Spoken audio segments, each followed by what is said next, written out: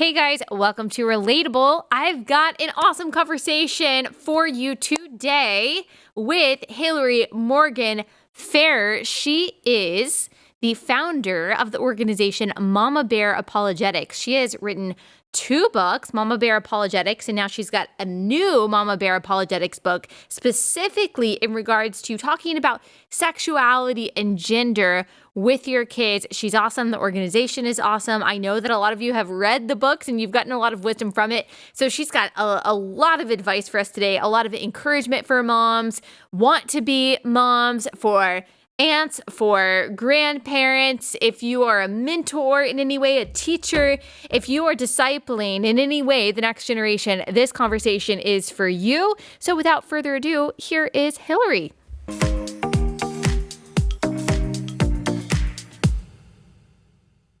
Hillary, thank you so much for joining us. We have been wanting to have you on for so long. Can you tell everyone who may not know who you are and what you do? Yes, my name is Hillary Morgan Ferrer, and I am the founder and the Mama Bear in Chief of Mama Bear Apologetics. And we are a ministry that is aimed specifically at moms, trying to teach them apologetics, which for some of you may not know what that is. It's just giving a reasonable, rational defense of the Christian faith. And so a lot of times we teach our kids what to believe when it comes to the Bible, but not why we believe it. And so for them to have a firm foundation, I think about Hebrews 1 where it says, faith is being sure of what we hope for and certain of what we do not see. Now, of course, it has different translations. But sometimes people pit faith and apologetics against each other. And I'm saying, no, like if you look at this definition, anything that makes you more sure, anything that makes you more certain is actually increasing your faith. So we're doing it from the perspective of science, from history, philosophy, archaeology, just whatever it is in this world that actually reaffirms the Christian worldview. That's what we're teaching kids how to do so that they can really stand up and say, no, I don't believe Christianity because this is what I've been raised in. I believe it because I actually think it's true. The more your kids think that it's actually true, the more grounded and the more fierce they will be for their faith. So you just released a book on how to talk to your kids about the apologetics of Christian sexuality, but you wrote a book a few years ago now, Mama Bear Apologetics. Tell me, and you kind of just articulated it, but what was the need that you saw when you decided to write that book? Was it that you looked around and you saw, wow, a lot of moms want to teach their kids apologetics, but they don't know how? Or was it kind of an increase in some of the questions that kids are having now about some of, the secular ideology that in a lot of cases is being pushed upon them in a new way through media, social media, school, and all of that, a combination of it? Or what was the thing that drove you to write the first book?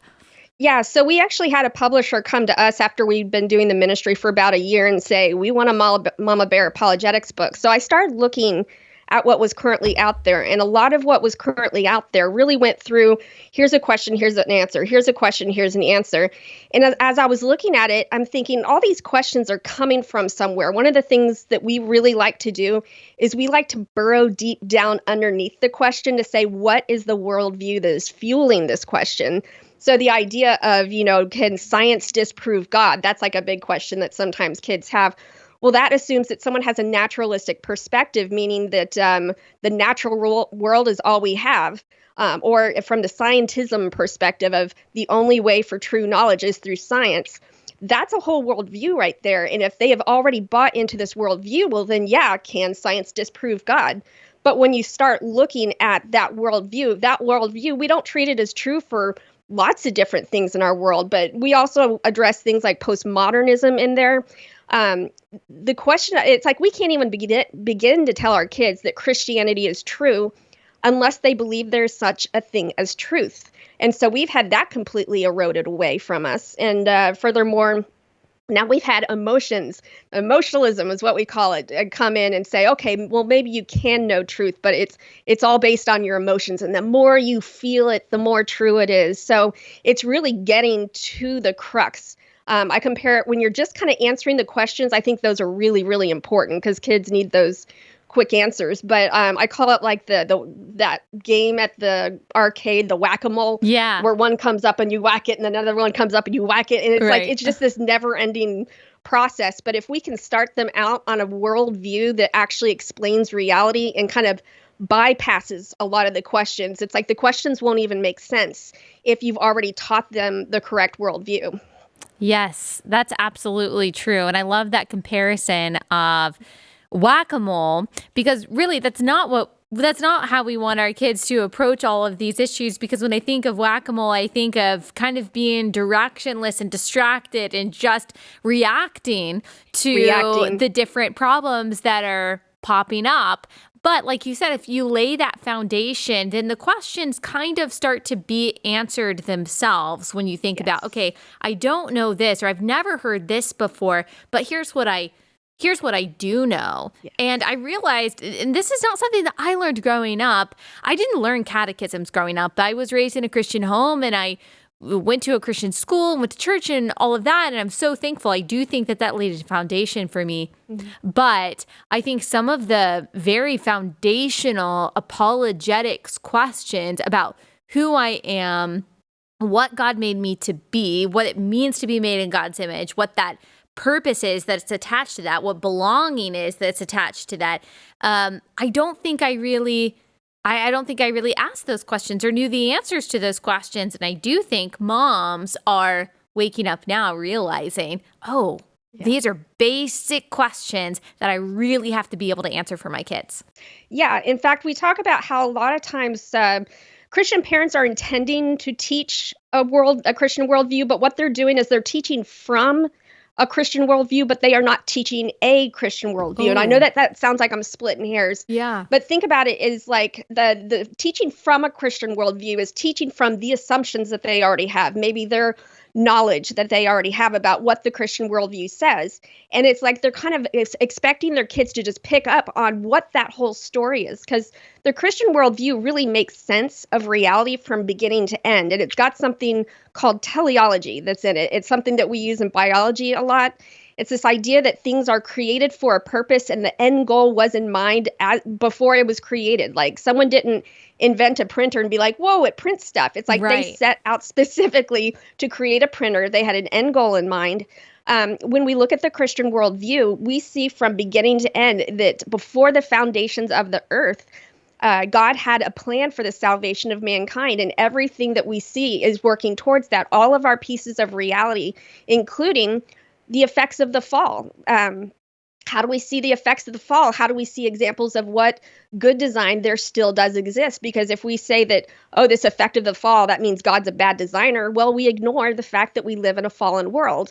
Or if we take something that's fallen and we say, well, that's how God intended it to be, again, we've negated the idea of the fall. But we can see both of them. We can see what God intended and how we've deviated from it. And so going on towards redemption and then later on into redemption, this whole story makes sense once you put all those pieces together. And we can't just be teaching all these little pieces. Our kids need to know what the whole story looks like and how everything they experience fits into that story. Yeah. And I think that's something that is missing from a lot of Christian education today. Like I said, I got a Christian education. I'm very thankful for that. But it was teaching from a biblical worldview, which is better than teaching from a secular worldview, certainly. But honestly, it wasn't until I read, maybe it was Mere Christianity, that made me start thinking about where does all of this come from? And what about the questions that people outside of the biblical worldview have about truth? C.S. Lewis answers a lot of those questions very beautifully in Mere Christianity, but also, and I'm sure you've read, I'm assuming that you've read Love Thy Body by Nancy Pearcey. Yes. That's another great book that talks about teleology. And I love that you're breaking that down for parents, how we teach what seems like a very confusing and adult concept to kids, not why we should, but why it's absolutely necessary for laying that foundation. Do you think that some of the questions that parents are wrestling with today are more complicated, more difficult, and in some ways more dangerous than moms have had to in the past? Absolutely. When people say, "How has this sex talk changed?" I'm like, "How much time do we have here?" Right. This idea of, it used to start out with, when there's a mommy and a daddy. Well, now we've gotten rid of the idea of there even being mommies and daddies.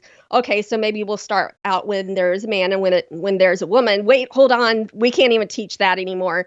And it's like we have to go back into what is male and what is female. Yeah. And because our society is telling our kids that these are social constructs, that if we can make them and we can unmake them, then kids have no concept of that our bodies have a purpose. They have a teleology. Our sexuality has a purpose. It has a teleology. Marriage has a purpose, a teleology.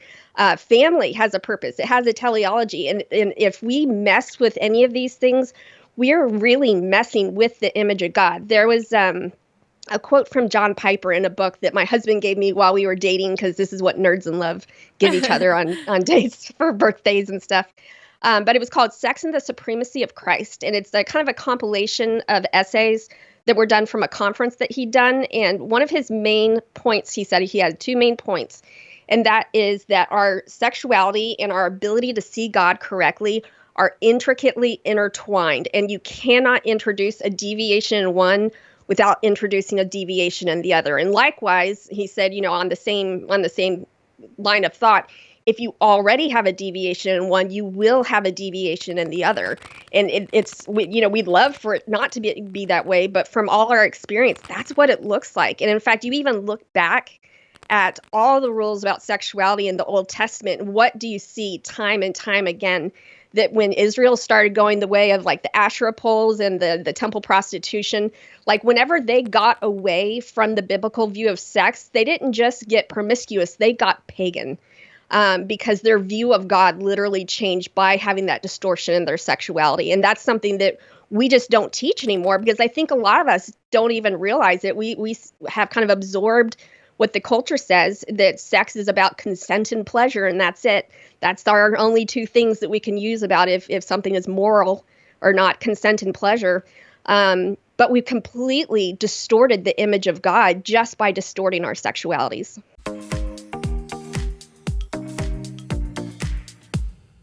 Okay, got to tell you about our first sponsor for the day, and that is Patriot Mobile. Right now, it is more important than ever for us to support companies that support our values. Unfortunately, a lot of these big corporations, they take our money and they turn around and they give our money to organizations that actually work against the values that you and I hold dear, but not Patriot Mobile. Patriot Mobile is America's only Christian conservative wireless provider. They offer broad nationwide coverage, and they use the same towers as all the major carriers, so you don't have to compromise there. They have plans to fit any budget, and their 100% US-based customer support team provides exceptional customer support. More importantly, Patriot Mobile shares your values and then supports organizations that actually fight for the things that you hold dear: religious freedom, sanctity of life, constitutional rights. They also support our veterans and our first responder heroes.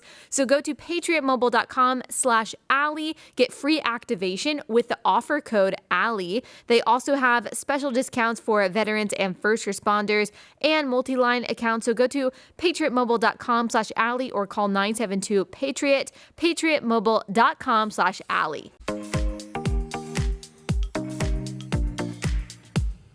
I think it's easy for moms. It's certainly easy for me as I am, raising kids right now, and we're not to the age quite yet of having all of these conversations, but we are to the age of, where my 2-year-old, without us really having to explicitly teach her these things, notices the difference between men and women, between mommies and daddies. And actually one of her favorite things is to go around when she's at a park, see the boys, see the girls, see mama, see dada. Mama is a woman, daddy is a man. Like, I don't even remember I honestly don't even remember explicitly teaching her these things, but it's natural. And it breaks my heart thinking about one day, in the hopes of trying to defend her against unbiblical teachings and unscientific teachings about male and female, that I almost have to confuse her with talking about some people don't believe these things. And it's easy for me to be nostalgic about a time when it was just easy. It was just easy. When it was assumed. Everybody was on the same page. But at the same time, I'm thankful that it has caused me to have to think about the why behind these things. It's not enough just to be able to say, well, here's what we are. But I have to wrestle with the teleology, which makes me more faithful. It makes me more thoughtful. It makes me dig into God's word more in a way that maybe our parents, 90s, 80s, 70s, didn't have to do. And maybe they weren't stronger for it. But now I feel like I am stronger in my faith and my thoughtfulness because I'm having to think through these things for a kid. So in that way, it can kind of be seen as a blessing, right? And you're kind of in the privileged class right there in the sense that I have friends that are up in Washington and up in Oregon. And when they go to these are strong Christians. And when they go to the playground, the first questions on the playground between parents are, what pronouns does your child use? Oh. Goodness gracious. And this is something that it's like for kids that aren't even in school, this is things that they're imbibing right there. And so they're really being forced to grapple with it in real time. But I would encourage you with one thing about when to be talking with your kids about this. And there's a psychological phenomenon that I have yet to be able to find the name for. I'm just going to call it the founder's principle. I have no idea if that's the name of it or not. But I've talked to psychologists and they all agree this is a real thing. And that is the first person to introduce you to a concept automatically becomes the expert in that concept. So like my friend Elisa Childers did this with her daughter, I think when Dylan was like maybe 8 or 9, 10, somewhere around there, and just asked her what she knew about different kind of sexualities and had she heard of homosexuality. And at the time, Dylan hadn't heard about it. And so she just said, okay, well, this is kind of what it is. If you hear people talking about it and you have more questions, come to me. She got there early and she got there fast. And to this day, her daughter will ask her questions. She invited that conversation and she established herself as the expert. She grounded her in God's truth, but she also said, these are some of the other ideas that are out there. When you encounter them, come to me and we'll talk about it. Yeah. And till this day, Dylan feels totally comfortable talking with Elisa about these things. And how do we know, and I'm sure you address this in your book, but I think some parents struggle with when to introduce those kinds of concepts to kids because you don't want to confuse them when they're just, making sense of the world and when they're just developing language. Like I'm not going to teach my 2-year-old that some people go by they, them. She's just figuring out plural and singular and things like that. But at the same time, like you want to get there first and you want to lay the foundation. And so how do parents know when it might actually be more harmful than helpful to introduce kids to other ideas and when it's actually necessary to make sure that you're the first one, influencing them in regards to those issues? I would say it's always going to be earlier than you think. And the main reason I say that is because this is absolutely inundating cartoons right now. Amy, the one who is a contributor to this book, she and I went onto the Mama Bear Facebook page and asked all the women on there, just kind of crowdsourced, and said, have you noticed any LGBT characters in your kids' cartoons? And I kid you not, within less than an hour, we had 150 comments. Wow. So these are in cartoons. And so as soon as your child starts watching cartoons, they're going to start seeing this stuff. And so it's like, but I would agree with you on one sense to the idea of really going into the details. There's a verse that I've always liked that was from Song of Solomon that says, do not awaken love until it so desires. In that sense, I think sometimes sexuality really is like an on-off switch that like once it's on, it's on. And this is why childhood sexual abuse creates such harm because it turns on a switch that was not supposed to be turned on. But so we don't want to give them all the gruesome details. So one of the things that I talk about in the book is creating categories, because as your kids are growing up, they're trying to kind of filter what you're teaching them and they're putting it into categories. So right now, the concept of sex is in the category of things that, I'll just say the secular category is things that dating people do or things that guys and girls do when they get a certain age. If we establish a category of something that is so powerful that it can create and it can destroy, we can talk to them about all these categories: nuclear warheads, certain prescriptions, a really big dog on a leash, all these things, anything that's powerful enough to create or destroy, or that is so powerful that it can be harmful if misused.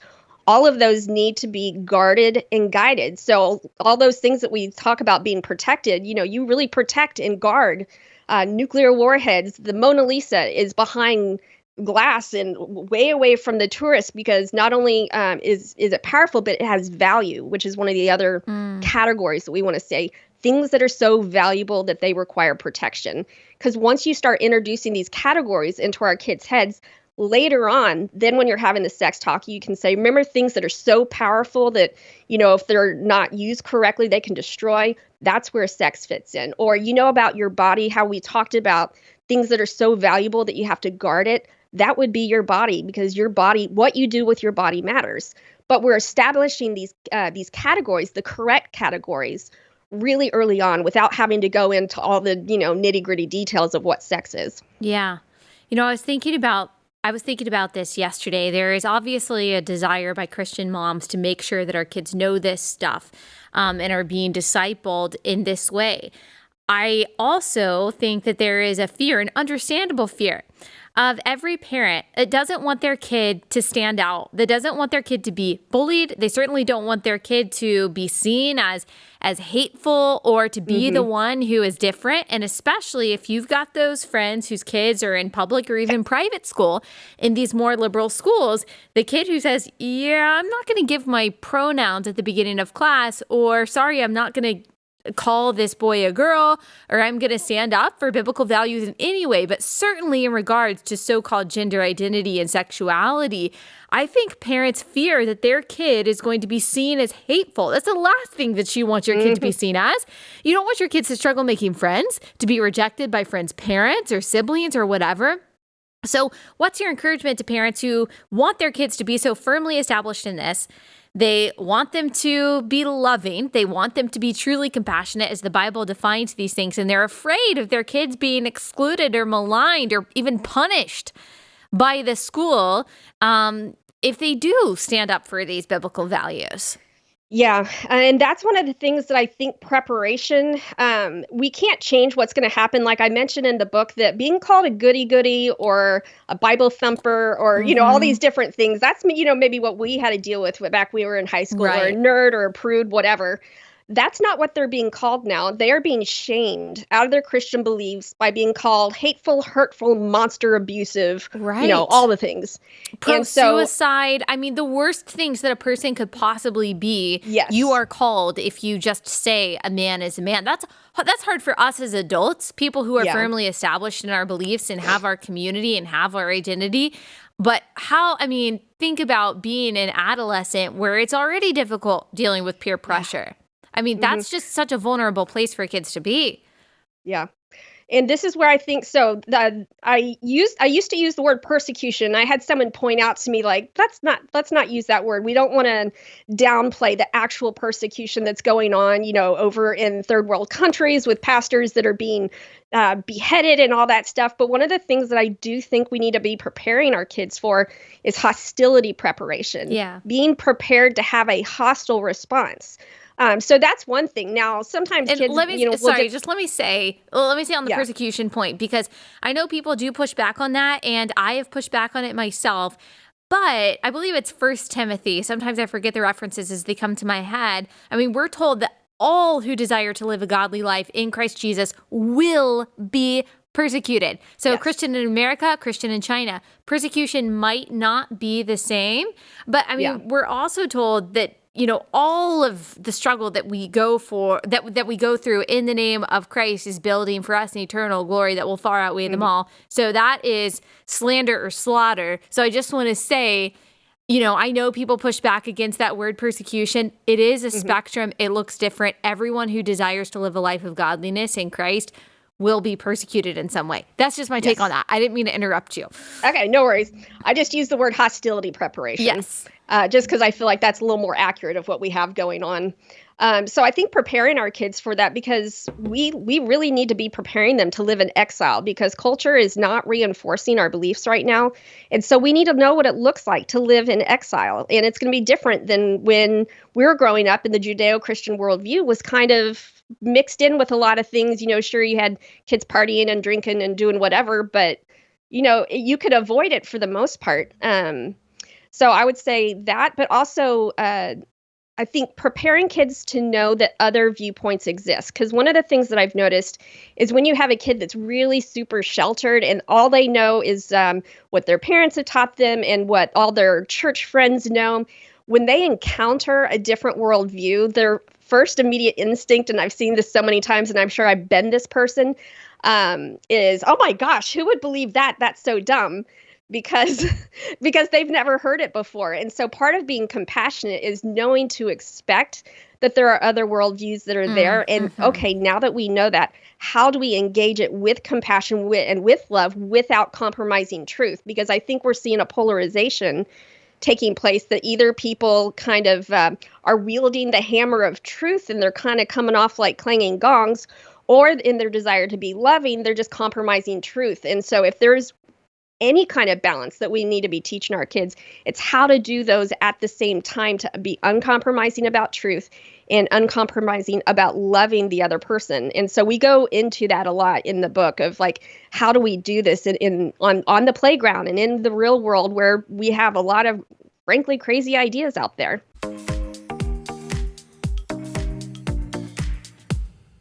All right, got to take a break to tell you guys about Fundrise. So in 2021, almost 2022, you need a truly diversified portfolio, which nowadays means more than the traditional mix of stocks, bonds, and mutual funds. It has to include private real estate. Studies have shown that portfolios with an allocation to private real estate generally deliver a better risk-adjusted return with more annual income and lower volatility over the past 2 decades, thanks to its track record of consistent performance through multiple market cycles. Fundrise makes this really easy for you. It provides access to diversified portfolios of private real estate to all investors. Whether you're looking to add stable cash flow via dividends or prefer long-term growth or appreciation, Fundrise makes investing in private real estate super easy as investing in stocks, bonds, or mutual funds. They've got a team of real estate professionals carefully vetting and actively managing all of their real estate projects. And with their easy-to-use website, you can track your portfolio's performance and watch as properties across the country are acquired, improved, and operated via dynamic asset updates. So you need to check this out. They make it really easy, really accessible to everyone. You can see for yourself how 150,000 investors have built a better portfolio with private real estate. It takes just a few minutes to get started. So check it out. Go to fundrise.com/relatable today. That's fundrise.com/relatable. Fundrise.com/relatable.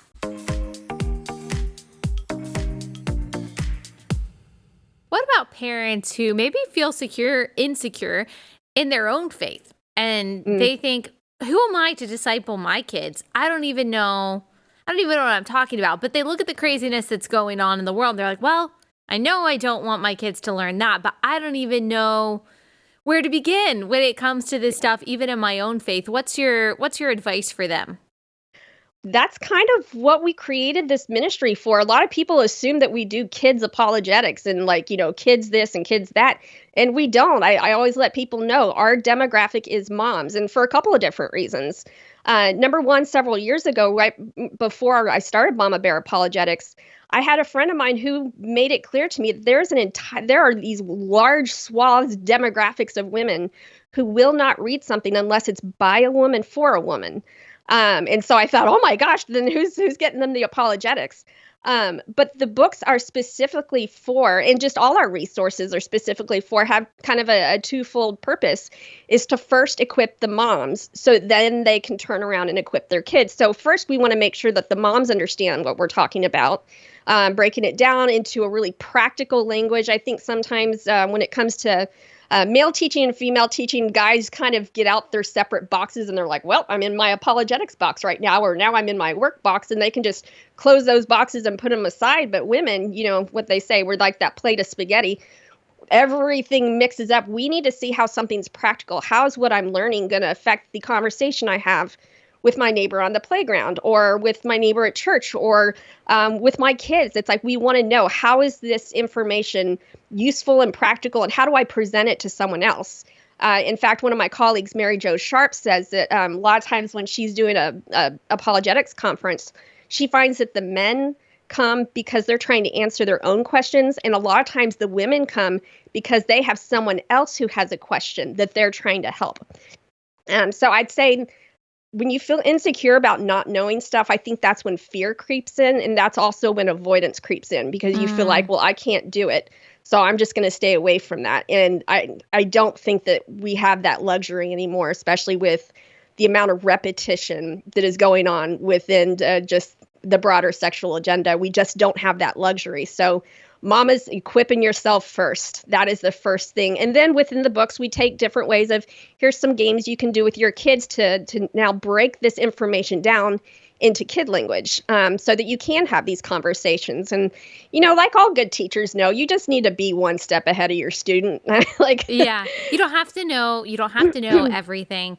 And I think that is super encouraging and super equipping for a lot of people. And we also have to realize that, the secular world, whether it's social media, the cartoons that you're talking about, some of the curriculum that we are seeing in schools, like, they are not worried about whether or not they are experts before they're going to indoctrinate and disciple your child. Like, the secular world is keen on discipling your child and shaping their ideas and shaping their thoughts about identity and sexuality and morality, how the world works. And they are banking on the fact that parents don't feel like experts. They're banking on the fact that parents are delegating the responsibility of discipleship and education solely to, YouTube and teachers and things like that. And we're even hearing from some politicians that parents should not be in charge of their child's education, that leave it to the experts, which are apparently these teachers and administrators and, teachers unions and things like that. And so some parents might actually have internalized that without realizing it. They might have actually believed, well, the state knows better. Teachers know better. Even Sunday school teachers know better. All of these, entities, people might be in some cases, really great people, especially, church and things like that. It's still not the primary responsibility of anyone other than the parent to educate kids on the things that matter. Yeah, and this seems like it's almost a relic of the Industrial Revolution. While we started outsourcing everything, we now outsource the discipleship of our kids. We now outsource the education of our kids. And I would just say that, not all the stuff that the secular world is doing is super duper brilliant and convincing our kids through really sound arguments. Honestly, much of what I see going on is repetition. In fact, there's a book called Thinking Fast and Slow by, I believe his name is pronounced David Kahneman. But he has a phrase in that book that I have all over this book, just because I keep saying, if there's something that you need to remember, this is it. And that's that the brain has a hard time distinguishing between that which is familiar and that which is true. So meaning that you hear something enough, eventually you just accept it as true without any good reasons. And so that's why we included... We see that is true. That is just, that's true for adults too. That's not just kids, man. Yep. Well, Thomas Sowell, just on that, Thomas Sowell, he has a similar quote. He says, some things we believe are true because they're demonstrably true. Some things we believe are true because we've heard it a lot. And that is the exact same principle. So that's very true. Love Thomas Sowell. We have an afterword in the book. It was going to be a chapter, but I felt like chapter 13 was like a really good stopping place. But it's an afterword. It's about a chapter long, but it's titled Things to Repeat to Your Kids Until They Want to Gag. And it's this idea that lasting maxims, it's like, these are the things you keep repeating over and over again. Because really repetition isn't like good or bad. It's just a tool. like anything, and it burrows things so deep into your brain that they just pop up organically, whatever you're doing. And if we can take the Christian worldview and be repeating it so many times that our kids are like, oh my gosh, you've said that so many times, that's kind of when we know we've done something right, because with the amount of repetition that I see going on in the world, and especially, like, I'll just say from what I studied this last year with this book, the National Sex Education Standards, you have so much repetition that is going on that is talking about gender, gender expression, gender expansiveness, all these different things, that we need that voice of the Christian worldview to be repeated just as many times, because that's one of the things we're competing with is which one have you heard more? Because that's the one you're going to default to.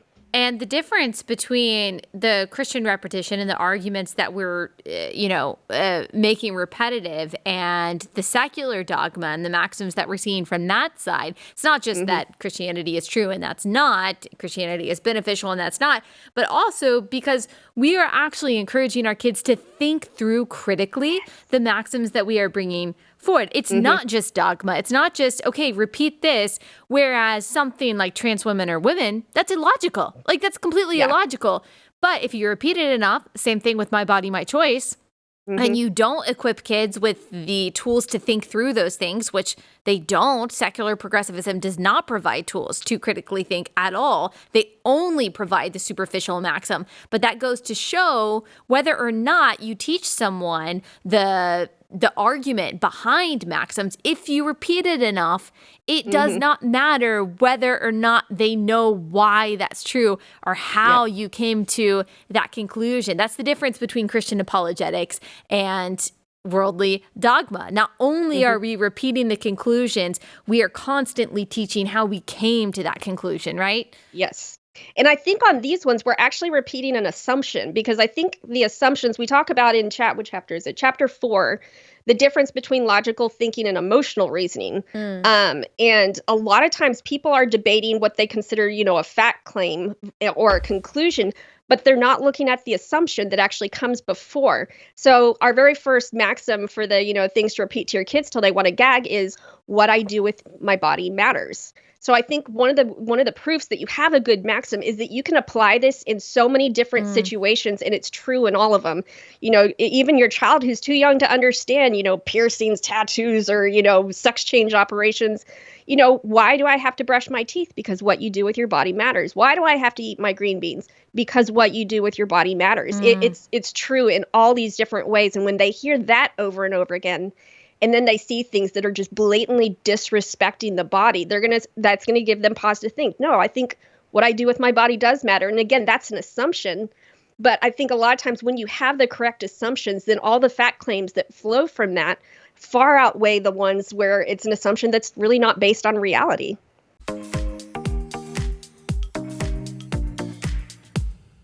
It is that time of day, and that is the time to tell you about my good friends at Good Ranchers. So Good Ranchers is on a mission to revitalize the ranching farming industry in the United States. You might not know this, but 100,000 ranches and farms have closed down just since 2015. And that is because the United States has decided that we're going to rely more heavily on imported meat rather than the meat that is grown within our borders. And if you care about putting America first and you care about restoring this very important industry and supporting American farmers, then you need to buy your meat from Good Ranchers. All of their beef, all of their better than organic chicken comes from American farms. These people, I've met them myself. They're just salt of the earth, awesome, wonderful Christian people who truly just have a desire to help American farms and also provide you with really high quality meat. And so that's what they're doing. All you have to do, you go online and you pick out the different kinds of meat that you want. They've got all different kinds. They've got T-bone steak, they've got fillets, they've got ground beef, they've got pre-marinated chicken, non-pre-marinated chicken, all kinds of really good stuff. We eat it almost every night and we just love it. It just makes our life so much easier. It is delivered to your front door, individually packaged, vacuum sealed. That eliminates waste, and you just take it and you put it in your freezer, and then it's good to go whenever you get ready to cook it. And it's not just convenient. You're not just supporting this awesome family, and you're not just supporting American farms. There's so many wins when it comes to this, but you're also saving a lot of money. It's super affordable. If you subscribe, and so you get that box of meat every week, you save $25 on each box for life. That's amazing. Plus, if you use my link, goodranchers.com/Allie, you get 10 free bistro medallions. That's a $100 value plus free express shipping. So $25 off if you subscribe. If you use my code, goodranchers.com/Allie, and you also get those 10 free bistro medallions, $100 value, and you get free express shipping. There's no reason that you shouldn't be ordering Good Ranchers right now. And you can also use it as a gift. It's a really great gift. You can just get a one-time box if you don't want to subscribe for someone. Just get them a one-time box. That is an awesome gift for Christmas. So go to goodranchers.com/Allie. Check it out. That's goodranchers.com/Allie.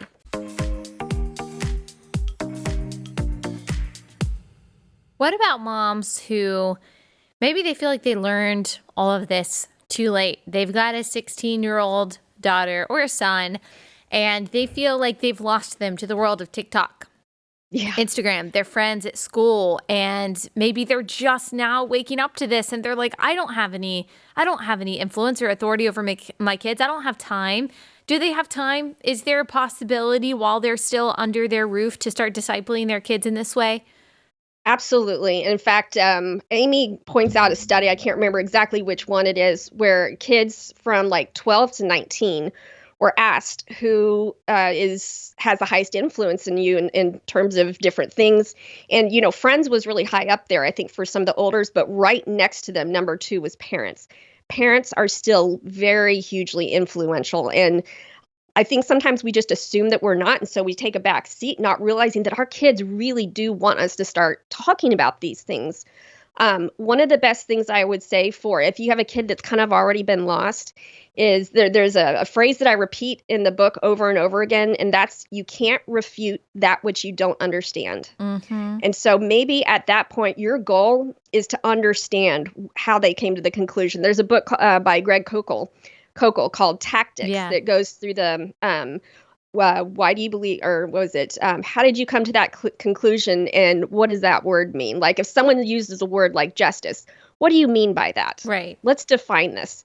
And then how did you come to that conclusion? So basically becoming a student of your child's worldview, because once you become a student of their worldview, you're going to be able to pick up on the things that they have imbibed and have become assumptions just because they've heard it so many times. And when you start asking them questions, why do you believe that? And what do you mean by that? They can start reasoning through it and realize, well, maybe I don't know why I believe that. I just kind of assume that it's the case. And in that sense, it's like you present yourself saying, I want to understand you. I want to learn about you. I mean, it's been shown so many times. People like talking about themselves, and that goes for everybody. Yeah. So when you're focusing on having them talk about what they believe and you're trying to understand it, they are going to give you more grace when you start asking questions of like, well, if that were true, then what about this? And you kind of bring them to the logical conclusion that maybe some of these bad assumptions have, and you start thinking it through with them. And I just think that's one of the best things to do. And I know I don't personally have kids, so I don't know the kind of hellfire that would come from this, but I still don't think that every kid needs a smartphone. Yeah.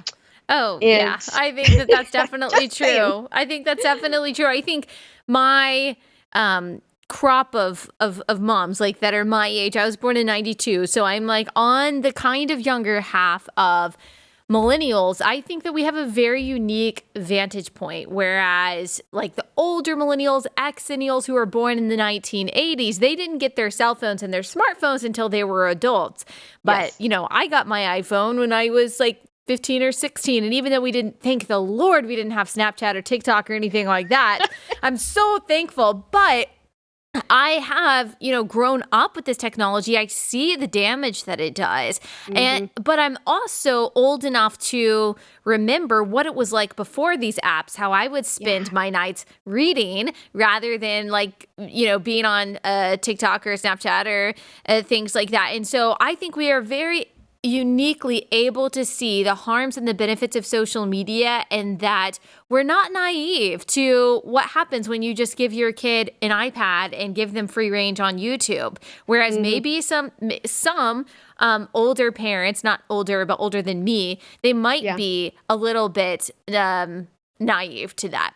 And so I'm hopeful that Christian parents who are my age are a little bit more savvy in this and are taking seriously the need for apologetics for our kids. Final big question that I want to ask you, a question I get all the time and that I've answered before, but I want to hear your thoughts on it. Okay. That parents are like, I'm too scared, or not parents, but people who are married are too scared to have kids because they're scared of all of these things that they have to teach their kids, and they don't want to have to deal with that. They're worried about their kids being in such, crazy, chaotic, confusing world. What is your encouragement to those Christian parents who are thinking about having kids, but they're worried about it? I think that their fear is well grounded. I think that raising kids well in this moment, shall we say, is a lot more hands-on than it used to be. We used to have society and schools and just a lot of things that were kind of backing us up in terms of our Christian worldview. You have to be intentional about everything. So I would say just I don't know. This sounds weird, but one of the things I would say is just being okay with not having the same standard of living, knowing that you are going to be trying to be more intentional with your children and whatever it takes to prepare them to become adults in this world that we're growing up in, be prepared to do it. And at the same time, what bigger task could the Lord be giving that is literally shaping culture? And for the parents who think that, being a parent, it's not that big of a deal, it's not, changing the world in this way or that way. No, you are shaping culture. These are the kinds of things that the Lord is going to say, well done, good and faithful servant, for all the mundane things that you think don't matter. And so, I mean, on it, of course, it's a choice for everybody. My husband and I don't have kids. It's more for health reasons than for other reasons. But being able to slow down your life in order to be intentional about everything, I think, is a must-have. And so it's just kind of preparing yourself for what you might need to give up a little bit in order to be an intentional parent. Yeah. And I think if the world needs anything right now, in addition to the gospel, it is kind, strong, thoughtful, wise children who will turn into brave, courageous, wise, discerning adults. The last thing we need is fewer people who represent those characteristics that I just described. And God doesn't place us on the timeline that He places us arbitrarily. He doesn't just kind of scatter us like dust across the span of eternity. He is intentional. He is purposeful. God is not an arbitrary, capricious God. God is purposeful in all that He does. And if He placed us here in the now, He places our children at the specific point in eternity that He wanted to place them. And I believe He equips generations exactly how He wants to equip them, how they need to be equipped. And so we can thank Him for His sovereignty and all of that. That includes in when we were born and when our kids were born. He's going to give us the tools to do that. And He is specifically using Mama Bear Apologetics in that unique way to equip the saints for the work of ministry, as Ephesians 3 talks about. Thank you, Hillary, for everything you do. Can you remind everyone where they can find you? Yes. So one of the things I've learned from doing this ministry is that everybody spells mama differently. So ours is, if you want to find us, the actual one, it's MAMA Bear Apologetics.com. You can find us on Twitter, which I'm rarely on that because I think it's a cesspool of culture, but we're there. And Amy will probably be the one responding to you. I'm on Instagram, which I started this year and I love. And we're still on Facebook. We have a great community on Facebook. And so just if you want to get involved with us anywhere there, and then the book is available on Amazon, I think Target.com. The first book is now available in Hobby Lobby. Awesome.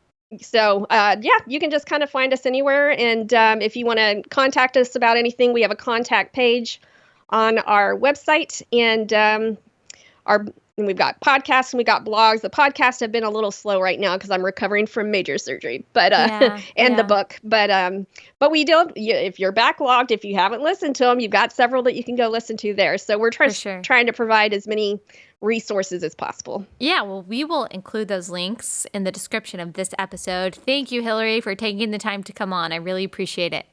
Thank you, Allie Beth.